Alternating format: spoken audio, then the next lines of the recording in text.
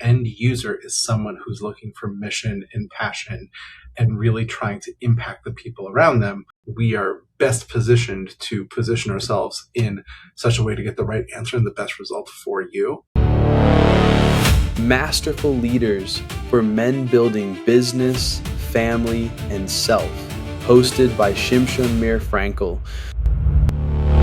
My guest today is Dan Hazony. Dan is an elite data strategist and system leader with over 15 years of experience directing major technology initiatives for enterprise-level organizations like the Orthodox Union and AISH. Today, he helps mission-driven organizations and foundations transform messy infrastructure into high-leverage assets while balancing deep responsibilities to his family and the community. Dan, welcome to Masterful Leaders. Thank you so much, Shimshon. It's nice to be here. Dan, your career has been deeply embedded in major communal and mission-driven organizations. For a high-performing leader who is heavily invested in building systems that serve the broader community, there's always a tension between public service and private presence. How do you navigate the dual responsibility of showing up for the community without sacrificing your core duty to your family? And how do you maintain strict operational boundaries to protect both? That's an excellent question. So, the first thing is I remind myself that all the work that I do for the community is so that my 4 daughters have a better community to be a part of, right? So that's my, guiding North Star, so to speak, in all of my work. So sometimes I'm by no means perfect at it. You can definitely speak to my wife about it. Duty to the community sometimes takes over duty to the family, unfortunately. But I think that it's important to kind of do your own kind of soul seeking and make sure on a regular basis that you're carving out that time for your family and that you're also talking, in mission driven organizations. I work with a lot of people who are very passionate about the work that they do. And they make sure to communicate and bring their family along. Any opportunity that I have to bring one of my kids to, a client or a workspace, and I bring them along. I used to work at AISH in the old city of Jerusalem, one of the most spectacular views of the world. My daughters knew how special it was to go visit their father at work and to stand in the old city, and they would brag about it to their friends. And, it was very important for me that I'm working for the sake of my family, and my family is understanding my work, and I want them to be proud of my work as well.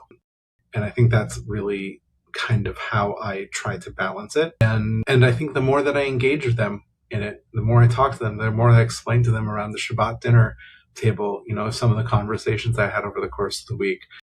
Sometimes they understand it, sometimes they don't, but they understand why I think it's important. And I think it's important that they see that. Well, what you're sharing is so unique.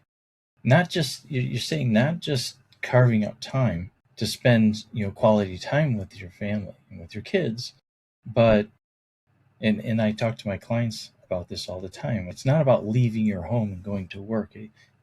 You leave your home, but you bring it with you. You bring your home to work. That's what a man does. But you added a whole other layer, which is you bring your kids to work. You show them what the environment is like that you're working in. And it sounds like, of course, at Aish Torah, that was with the beautiful view. Yeah, it was a very unique opportunity. But even before that, I worked for the OU for many years. I would take my kids on Shabbatonim.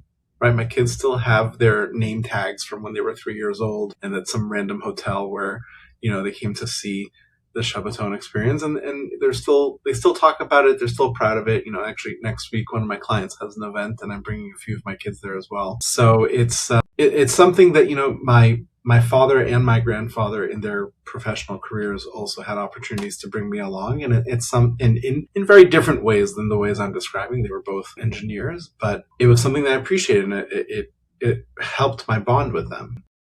And to respect someone, I think, as a parent versus to see also how others respect them for the work that they do out of the house, I think is an important and empowering thing for a child. Yeah, and also modeling as a father to his son what it's like to actually go to work and what a work environment looks like. For sure. Instead of just simply disappearing for the day and coming home for dinner, which is also a lesson in and of itself. But your your forefathers have they really created a whole new path for you. That's so impressive. It warms my heart. Okay, thank you, Dan, for sharing your wisdom with us today. On Masterful Leaders, we believe true success is built across every part of life, not just business. If this episode added value to you, subscribe, share it with someone you care about, and join us next time as we continue building the full package.